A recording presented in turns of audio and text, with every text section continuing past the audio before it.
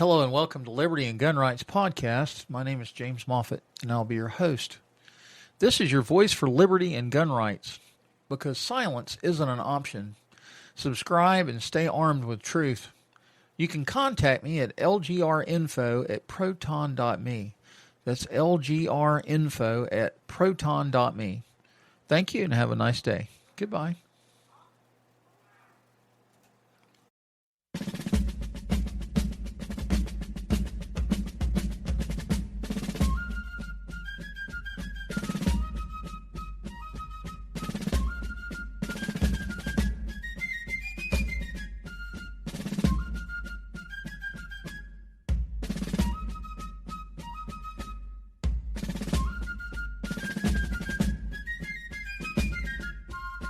Hello and welcome to Liberty and Gun Rights Podcast. My name is James Moffitt and I will be your host.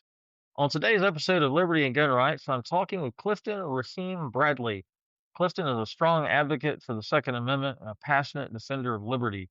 He's here to share his perspective on freedom, responsibility, and why protecting our rights matters today more than ever. Clifton, how are you, sir? I am doing great, and I want to thank you for extending the invitation to come on your great platform and disseminate information to your great audience. Thank you. Well, I certainly appreciate your patience as we have had several scheduling hiccups over the last month, but we have finally connected. Yay! Yay for connection. Yes. So, Clifton, introduce yourself to the listening audience, please. Well, first of all, I would like to say assalamu alaikum to your audience. That means peace and blessings be upon you. I am a community activist. Okay. I have a TV show that comes on cable access called The Underground Railroad in Chicago every Saturday night at 10:30. And podcast. Okay. And I was intrigued, with Podmatch, and I love creating content and listening to people that have different views and different perspectives I may not even agree with because I'm not self-centered. The world does not revolve around me. And I love the news. Right. And the NRA, I support that 100%. With some reservations, but I got you. So, as everybody in the listening audience is aware, there's a lot of media exposure around the Charlie Kirk assassination. He was in Utah at one of the state universities on stage talking with students about his conservative viewpoints, political viewpoints, personal viewpoints, and I don't even know what word to use, coward, assassin, crazy person. Anyway, somebody didn't like what he had to share or what he had to say. And so they thought it was their God-given right to kill him. That has certainly sent a ripple of disturbance across the United States of America and conservatives and liberals alike. And there are a lot of liberals, people on the left, a lot of good people, a lot of good God-fearing, Second Amendment supporting Democrats. I was told at one point online not to paint all Democrats with the same brush because there are Democrats out there that believe in the Second Amendment. They do believe in gun ownership. They believe in the God-given right to defend oneself and their family against violent predators. So I want to be clear that I am not identifying Democrat liberals as people that quote unquote hated Charlie Kirk, because that's certainly not the truth. And I think that we have seen that the media has just gone apeshit with all of the sound bites, and there have been things that have been said that were apparently taken out of context, and that the way they left out important parts of what Charlie Kirk did say and only used what they found as expedient to their clickbait shows, right? And I didn't really know Charlie Kirk. I knew about Turning Point. I heard of him, and obviously in the last couple of weeks, his Turning Point program, organization, and what he stood for has come front and center. He was apparently a man of great faith. He was a Christian, and he didn't hide his faith. He wasn't embarrassed by his faith, and I'm very respectful of that. And he seemed to go out of his way to encourage conversations on both sides of the aisle, right? He encouraged students that did not agree with his conservative viewpoints to debate with him on an open stage, and he was not afraid of that. I'm very respectful of that as well. And so, there's a lot of talk about civil war and violence, and I'm on Medium and on Substack, and I read a lot of articles from people on the left, and they're this is a powder keg that's about to blow, and the conservatives are, they're loading up and they're getting ready to come kill Democrats and liberals, and I'm like, I just look at that messaging and go, surely that is so far from the truth, it's not even funny. And and while I say that, I know that this incident, like a lot of incidents in our history, have brought a lot of feelings and a lot of emotions and a lot of passion to the forefront. And what do they say in corporate America? You don't talk about religion and you don't talk about politics. And why is that? Because we are very passionate about what we believe in, right? Mhm. Religious, political, personal. We have convictions. We all come from a different background. America, the United States of America is a smelting pot of immigrants. You know, we're all immigrants. We all come from somewhere else. The only people that were born here are Native Americans, and well, Lord knows we know what we did there, right? We didn't treat them right. But anyway, I'm just going to quit blathering and turn the mic over to you, Clifton. What are your thoughts on the Charlie Kirk issue?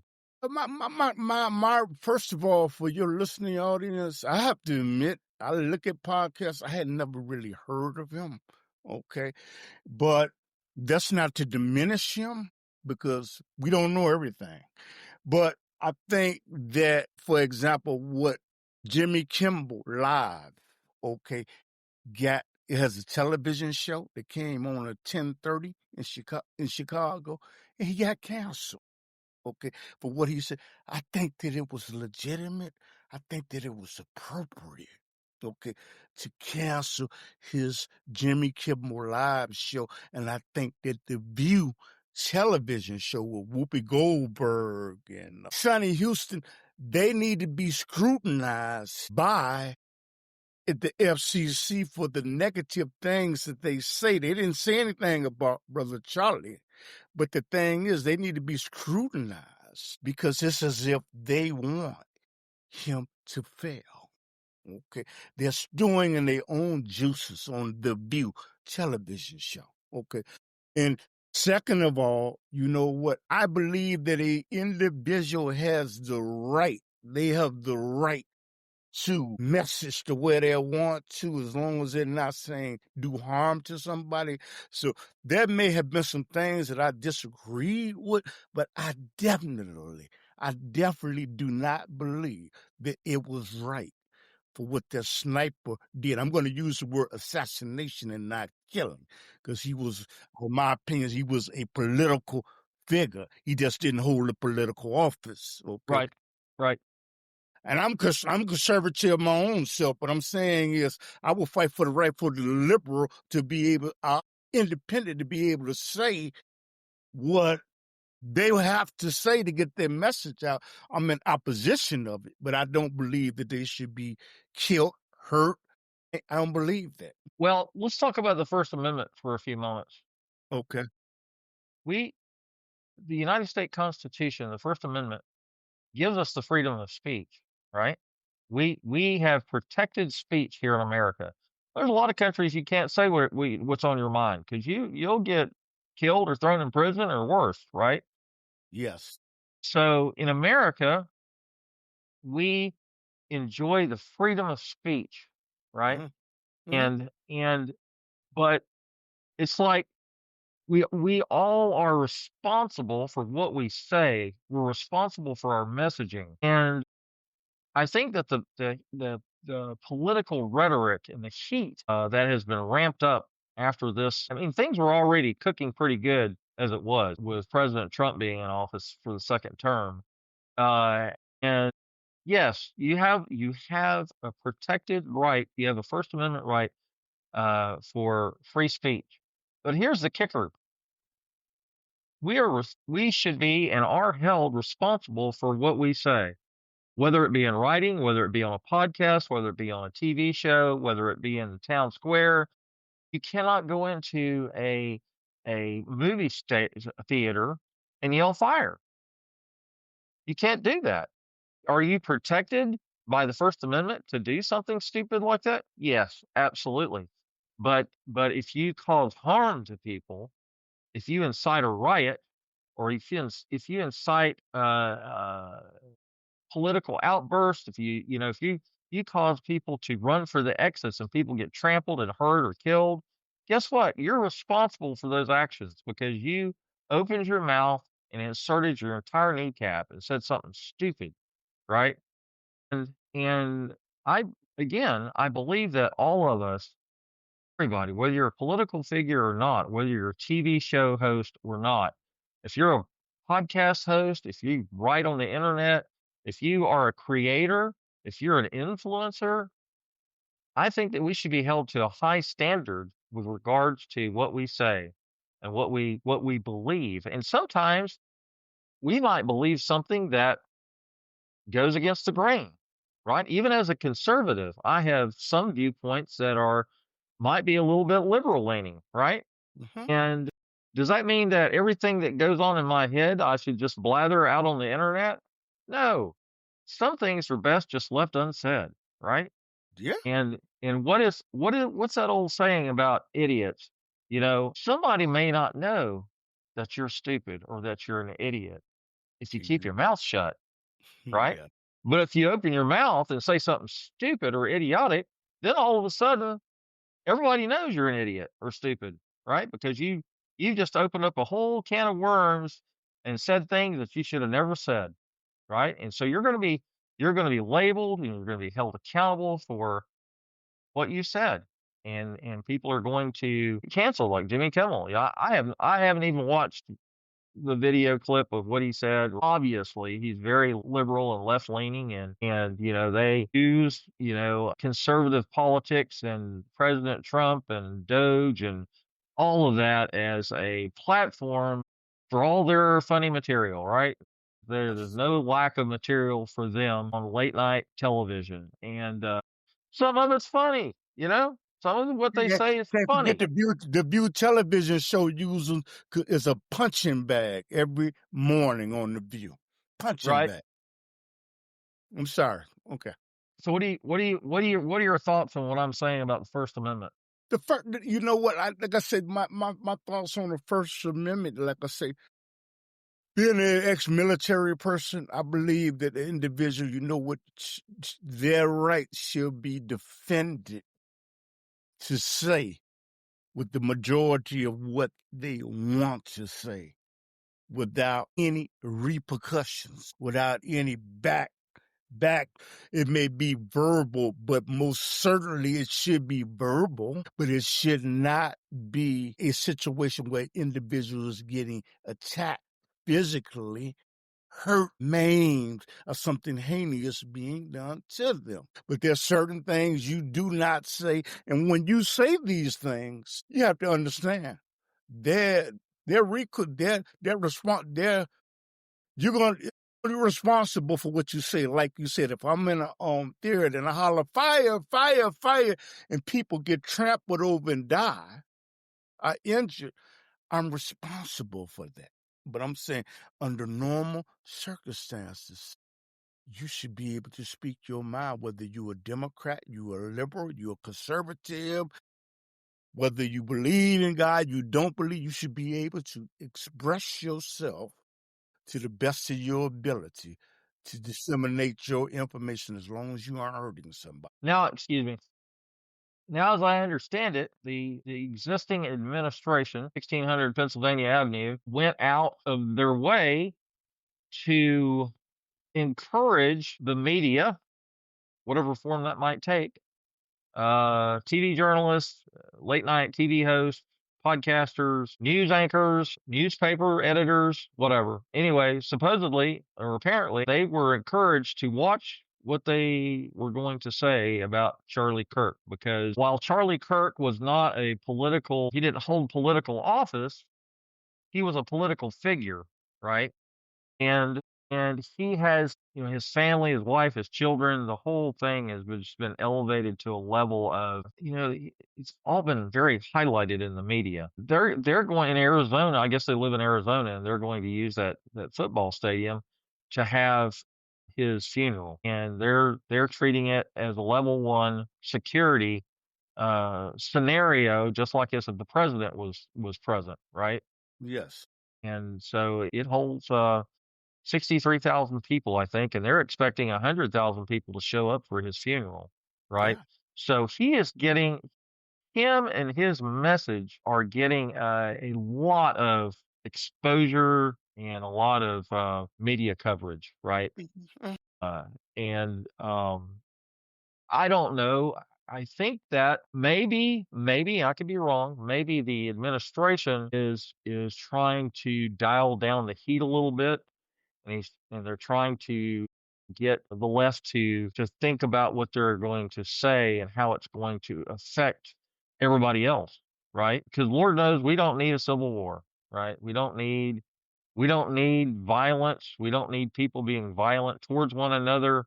Uh, so I think everybody that is like I said before, if you're a creator, if you're an influencer, if you're a television producer, if you have a TV show like yourself, I think we are responsible for moderating our thoughts and being particularly careful with how we say things and what we say, right? We're responsible for our words, and believe what you want to believe, right? Be who you want to be, but both sides of the aisle. But Republicans and Democrats, we're all human, right? We're all human. At the end of the day, we have families, we go to work, we want to come home. We have first responders, we have lawmakers, we have judges, we have attorneys, we have dentists, doctors. We all work our trade to pay our bills, right? And at the end of the day, we want to come home and be with our families, and we want to be at peace. We have an expectation of of liberty, right? We have an expectation of freedom. We have an Yeah. expectation of you do you and I do me, right? And we Yeah. don't we don't we don't have to hate one another.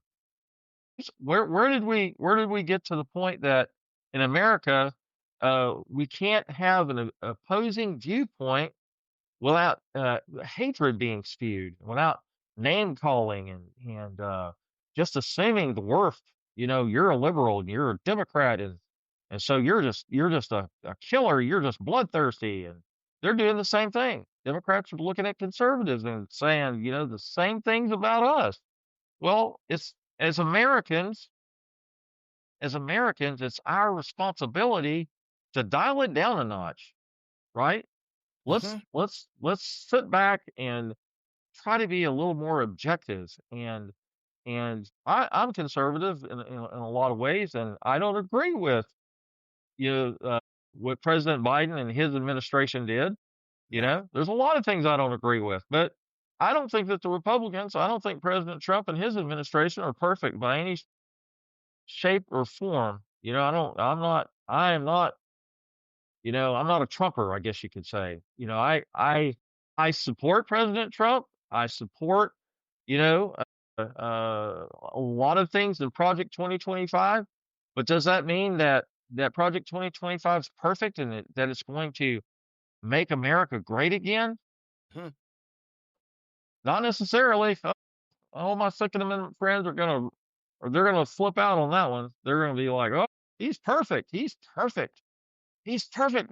make America great again. Well, I'm like, when did America not be great? I thought America was great, right? In my mind, I thought, well, wait a minute, when did America not become great? Even even when the Democrats were in office, America was still great. You know Was it? Yeah, okay. what? I don't get it. You say it was, okay. I'm just listening to you. I'm listening, okay. Oh, Well, am I wrong? I Is mean, is America not great? I was no, America is great, but I'm saying when you say Project 2025, from what I know, I don't support it, but you know what? But I can't really speak on it because I would be speaking at a position of ignorance because I don't even know totally what it's about. And you know, President Trump, to your listeners out there, I supported President Trump. And you know what? I take it in my community because I did not agree with all of these liberal ideas. And I happen to think that the country would have been in a terrible position if Kamala Harris would have became president of the United States. I happen to believe that you have people that will, all due respect, that will come in across the borders and go into sanctuary cities in impunity, no repercussions. And you know what? And she's still, when it comes to relationships, I'm not going to say what it is on your platform, but the thing is, I don't agree with how they felt about relationships. I'll word it like that. Okay, all right. And it would have, to me, you know what, fires with tariffs. I know we talking about something else. Donald Trump was right because there was a trade imbalance. Okay, and other countries were taking advantage of the United States, and there's nothing wrong with a tariff because what it does is it forces them to come back home and to bring vital jobs and industries back to the United States of America instead of it being subcontracted out. I know you weren't talking about that, but it just, No, we you can know, talk about it. I mean, tariff. I don't know that much about tariffs, or economics or global economics or any of that. But I will say that it levels the playing field, right? yeah. And I believe that. I don't know. President Trump may be the best businessman that ever lived, or maybe not. I don't know. But I do know that he is a businessman and he does have some successful businesses under his belt. He's got some failures too. But I mean, none of us are perfect, right? So so he has identified the fact that China and Russia and different global economies have been taking advantage of the US for decades, right? And so he's like, "Oh, no, we're not playing that game anymore. And here's what we're going to do to level the playing field," right? Hmm. And yeah, it's thrown a monkey wrench into the global economy. And you know, our our manufacturers and our manufacturing plants, our automakers and steel industry and all these industries that America and the rest of the world depend upon, they have in the past moved their manufacturing outside of the United States because it's cheaper. They have cheap labor. I mean, look at Apple. Apple has all their phones are being made and manufactured in China. Why is that? Why are they doing that? Because they can pay a Chinese citizen 10 cents on the dollar to sit in a what do you call that line where they're manufacturing stuff, whatever that's called. Assembly line.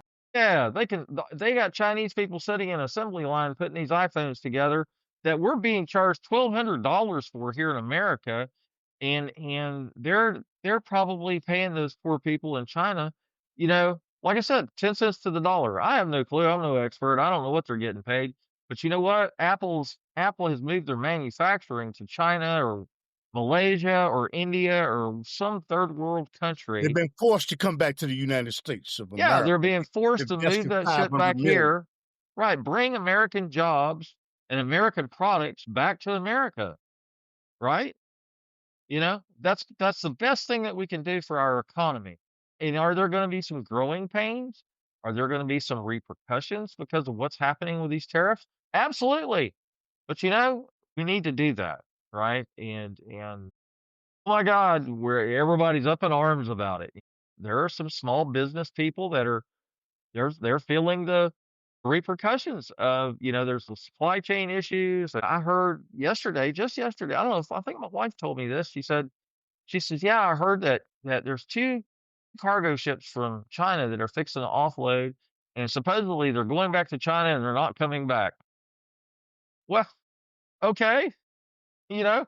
So what does that mean? That means all the Temu users, all the Temu shoppers are not gonna be able to buy cheap Chinese crap, for 10 cents on the dollar, right?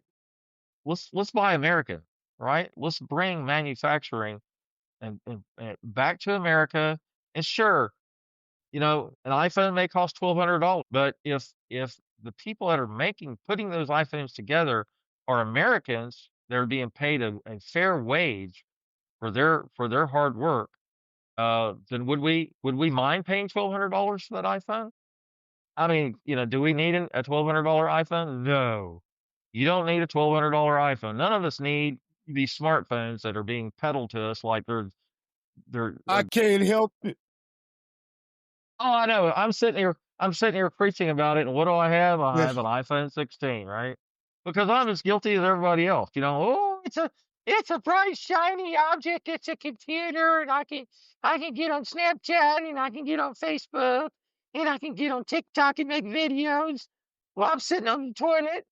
But anyway, I digress. I can't say anything 'cause like I said, I'm sitting here on my MacBook. I'm an Apple Right? head. I'm a Yeah. Apple. What do you say? I'm an Apple head. Okay, and the reason I'm an Apple head because everything is just It's integrally integra it's connected. integrated. It's got its own ecosystem. Yep.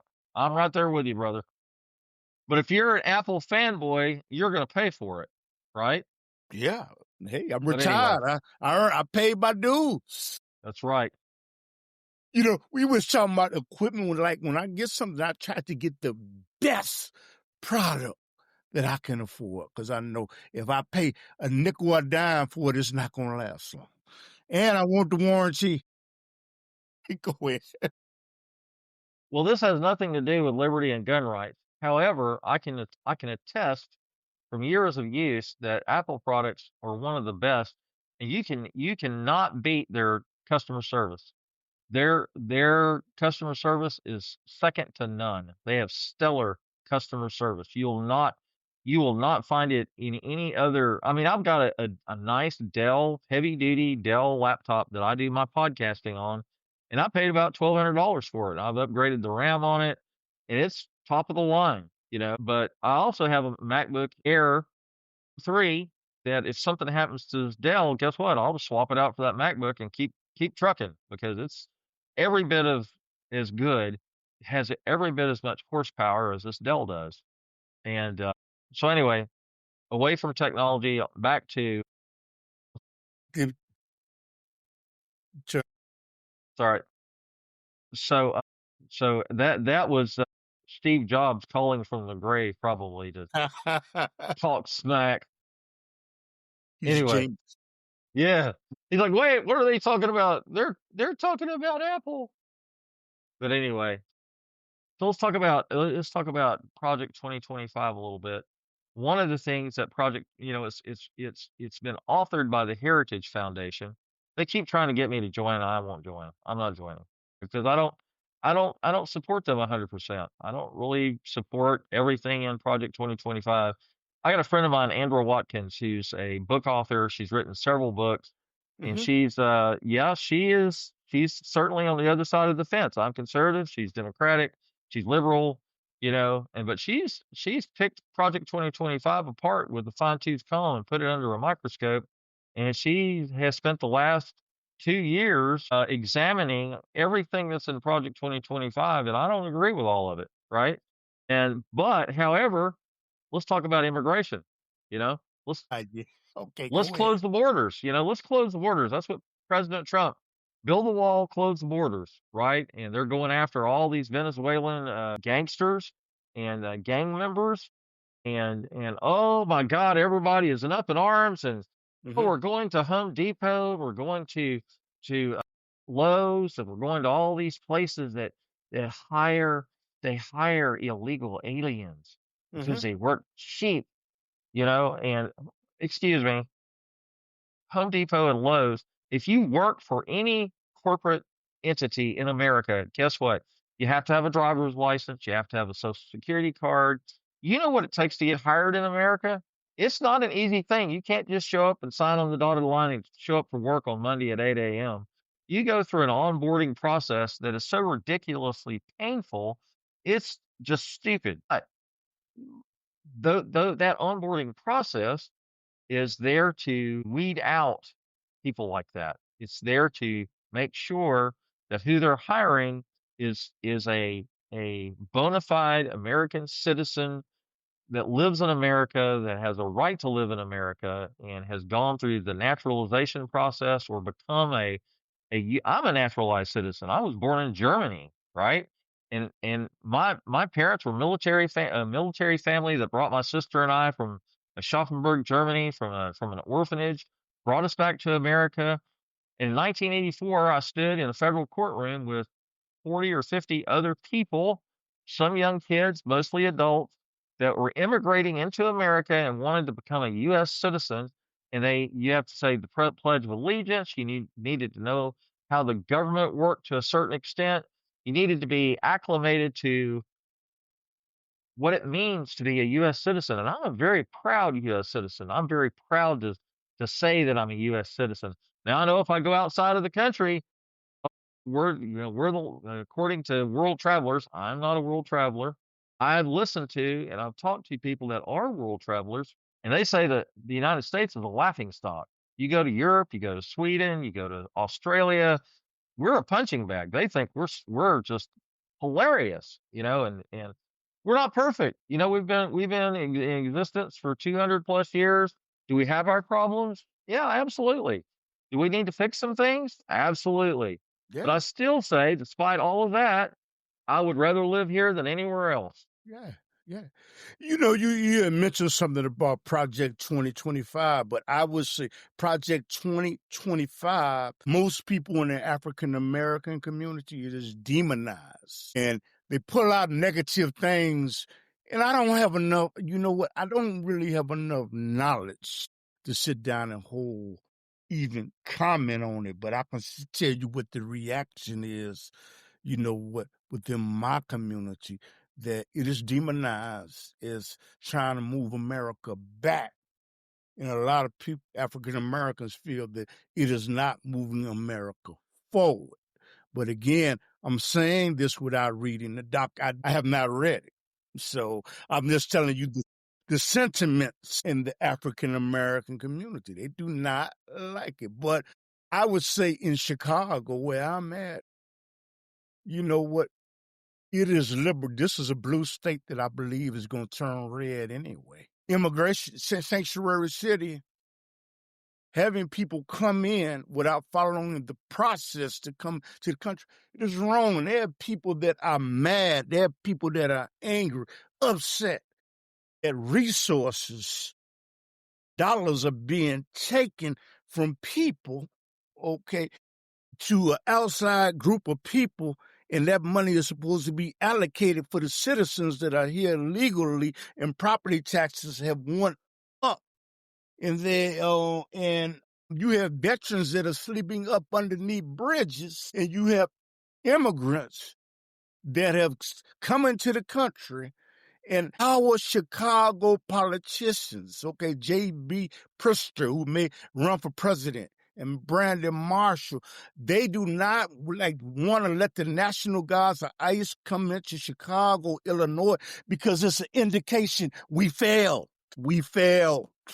Okay, they failed in doing their job, okay?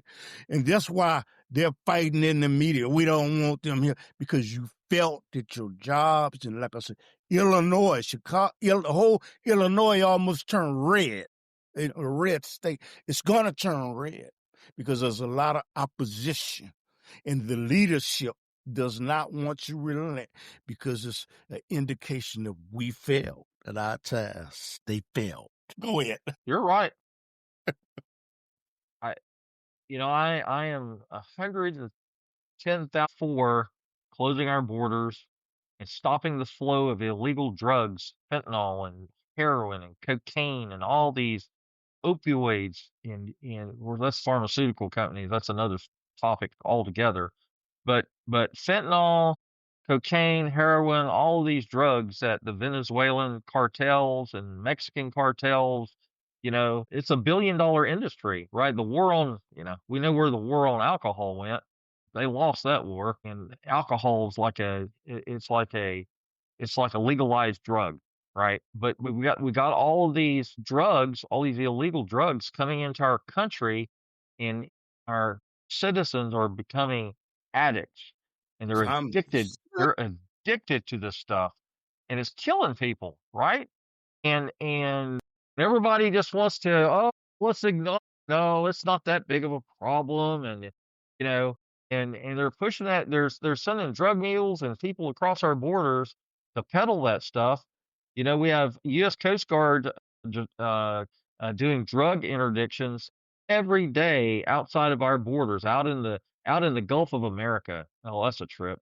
I thought it was the Gulf of Mexico. I looked at the map the other day, and everybody was like, "James, are you living under a bridge?" They said they were going to call it they're going to change the name to the Gulf of America. I'm like, well, okay, whatever. That's fine. Let's call it Gulf of America. So we have U.S. Coast Guard cutters that are out there stopping, boats. They got on TV. They're like using drones and blowing those boats up. They're like, forget it. Venezuela. We're just gonna we're just gonna vaporize your boat and everybody on it and all the drugs and everything and be done with it, right? And I'm like, well, okay, I guess that is a solution, right? Think that you know what President Trump asked President Xi, do you have these proper problems in China? He said no. He said, when we find people that do that, they get eliminated. We don't have that type of problem. Right, So exactly. I happen to think that anyone conservative in my views, anyone that is selling drugs and narcotics, fentanyl in the community should be eliminated. I don't want to say the other word. Okay, it should be eliminated because you're not just destroying that person. You're destroying the next generation that could proceed after this individual populates. Procreates and spreads his DNA. You're destroying a whole generation and a generation after that. And I think they should be eliminated. I think that Democrats, all due respect, they're weak on crime. They're weak. There's no reason that an individual should be in a jail cell watching television. Okay, if they're not going to school out, they should be working on the roads. You know what? Are going to school and we're looking at television and lifting weights. There's no reason. That's my personal opinion. Because you know what? If the taxpayers are paying for you to be in jail, you need to be out working or going to school. Absolutely. It's like with Section 8 and a food subsidy. But I'm going someplace. Go ahead. Yeah, I fully agree with you. I think that if you have proven to society that you're a violent criminal or you're a criminal of any kind, if you are a career criminal and you're a three-time loser, if you've been convicted of a felony three times, and we've thrown you under the jail, then yeah, we need to rebuild the roads in America, right? Yeah, Bring back chain gangs. yeah. Put those prisoners to work. We're feeding them, we're housing them, we're providing medical care for them, we're educating them, we're giving them cable TV. That's not jail. That's Mar-a-Lago. That's their. Just for That's federal prison, though. Go ahead. yeah, yeah. That's not. My God, don't get me started. Yeah, we need to bring. There are sheriffs in America. Can't think of one right off the top of my head that are bringing back chain gangs. They're like, no, you sleep at night.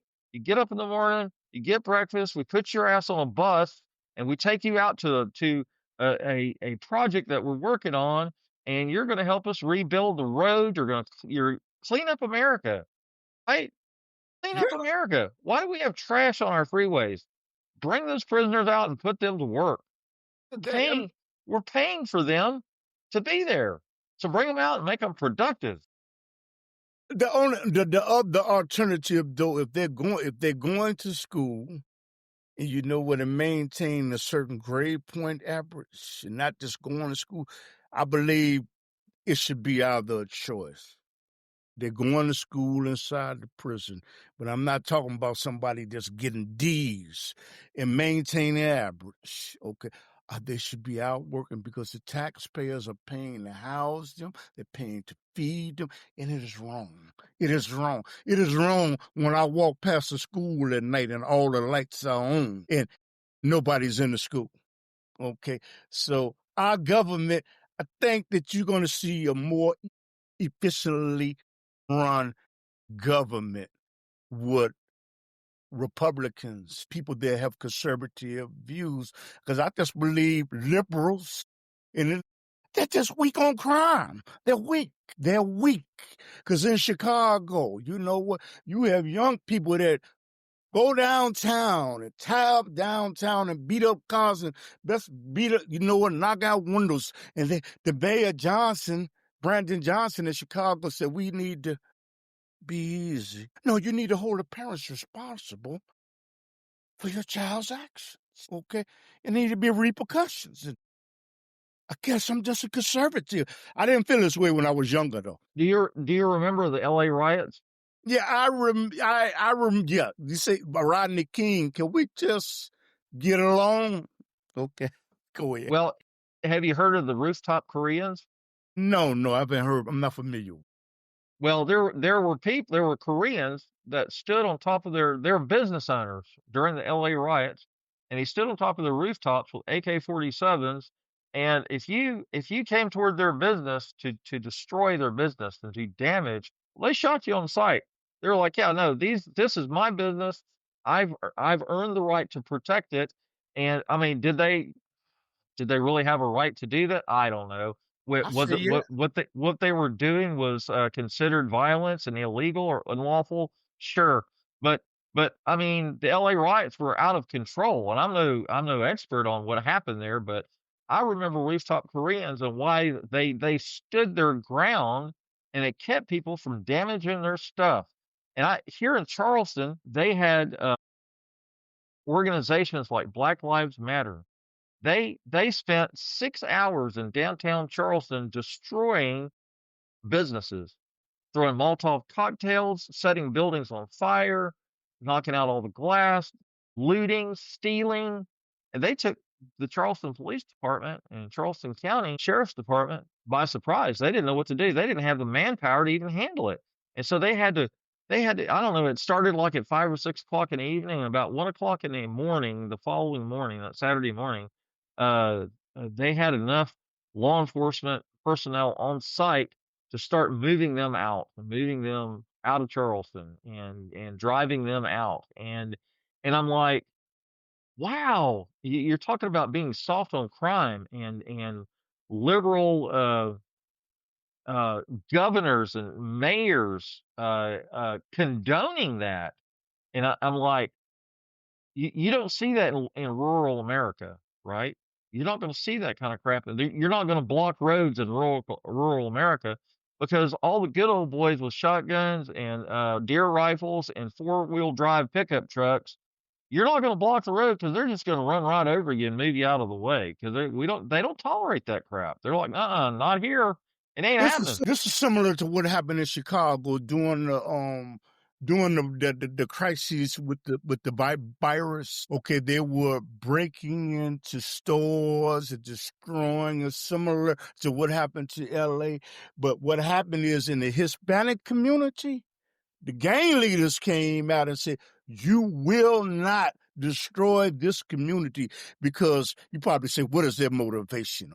They're getting some, like in the old days, hey, you can operate, but you got to give us a certain amount of dollars, okay? And it's similar to that in the street vendors in Chicago that are Hispanic over there. They had to pay a certain amount of fee to the black market, and they say you will not destroy these stores in Chicago in the Hispanic community because they're getting something. Like you get, Sure. like you get a store and say, man, for your windows not to be broke out, you're gonna have to. So it's It's called similar to protection. that. It's called protection. You Yeah. pay a fee for protection. You pay us X amount of dollars, we'll keep your store intact. But what do, right? You either protect it yourself or you pay somebody else to protect it. Chicago was a bad, bad city. It looks beautiful, and people on the outside look at it. But I'm gonna tell you, once you live it, it's not what you think it is, brother. Okay. Crooked politicians, and Well, they're everywhere. They're everywhere. They're here in Charleston. Trust me. crooked. But like I say, I believe if I believe one of the remedies is, like I say, it is a blue state if it turns red, which I believe is going to turn during the next presidential election. I believe that's a hope for some type of stability, a stabilization against criminal activities and all these liberal ideas to be in Chicago, Illinois. I happen to believe that's best. I believe it's best, like I said. But I admit to you and your audience, when I was younger, I did not have these conservative ideas. I'm old. I'm retired now. You're mature and you're wiser, right? Yes, yes. So one of your talking points was sanitation in cities like Chicago, New York, and California. Yeah. Yeah, they need to eliminate sanctuary city, letting people come in that has had hard times. But let me say to your listening audience, I'm going to sound like the borders are. I'm not against immigration. I'm against people not following the process or the protocol to come into the country. If I go to Europe, if I go to Africa, I need a passport. Right. You know Exactly. what? People that are listening to this, you need a passport. And if I happen to sneak on that plane and live in that society for a little while, I am going to be once I'm caught by the authorities, I'm going to be expedited back to the United States with handcuffs, and I'm going to jail. Okay. And there has to be a protocol to come into the country. And if you did not follow the protocol, you must go back to your place of origin. You must, because they're taking individuals that are coming in, they're taking subsidies from Social Security and they didn't earn anything, Medicare and they didn't earn anything. There are people that are staying in hotels, 5-star hotels, but there are people that have been sleeping out on the streets for years. This is wrong. Oh, absolutely. We have veterans who have served in the U.S. Armed Forces and went and fought wars for our liberty and our freedoms that are living on the streets. I'm sorry, that's a black eye on America. Uh, it's horrible. And I agree that some of the veterans, some people that are homeless, are on the street because of addictions. Right? It's a multifaceted problem, and I don't want to make light of those things. But where does America spend their money? It's not a problem that can't be fixed. It's a problem that people would rather turn a blind eye to street people. We have tent cities behind Walmart and Target here in the Charleston area. All across America, we have urban areas that have tent cities behind all these big box stores. They live in the woods, and a lot of those people are veterans. I don't know what the percentage is, but can we do better? Can we bring? I can't help but believe we can. I don't think, you know what? I'm looking at the world, and I'm starting to almost believe we can do better, but we won't, because you have a school system, okay, where Asians, they study harder. They take education, okay, harder, okay? They're grading our children on a curve in a school where the curve means is, you know what, everybody's not on a level, so they're lowering the standards in the educational system. And China's leading. They're leading. They're leading. Africa is leading. Did you know in Africa they go to school 7 days a week? Wow. Do you know in China, to get out of 8th grade, you have to be able to speak 2 languages? We're failing. It's President Trump said, we're failing as a nation. We're failing behind. China's Navy is bigger than ours now. And the next leader in AI technology, I think it will be China. It will be a juggernaut. You know, so we don't wake up. I think with AI technology, we will not catch up. We will not catch up. We will not. It's a chance, but educational wise, education changes the paradigm and the narrative of things that are going to take place in your nation, not in the next generation. U.S. is falling behind. Right. Absolutely. I live in South Carolina, and our state is 47th. Is We're it? at 47th level.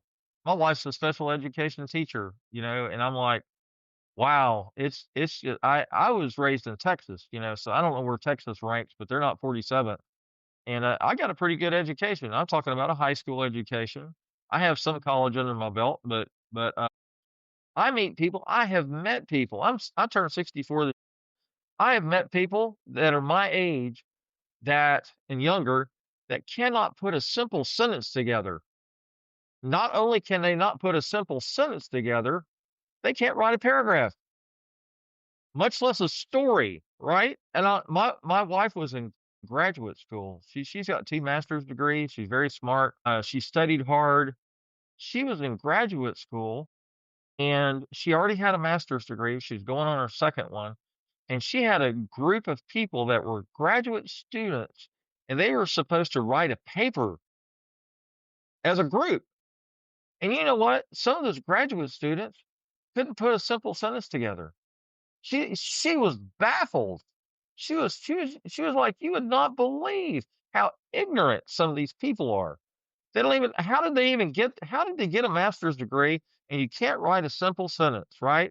You can't write a simple sentence. You can't do basic arithmetic in your head, adding, subtracting, dividing, division, and multiplication. I'm not talking about Common Core math. I'm talking about basic math, basic arithmetic, basic reading comprehension. Like your average person has an 8th grade level comprehension when they read. I'm like, what? What? 8th grade? Are you kidding me?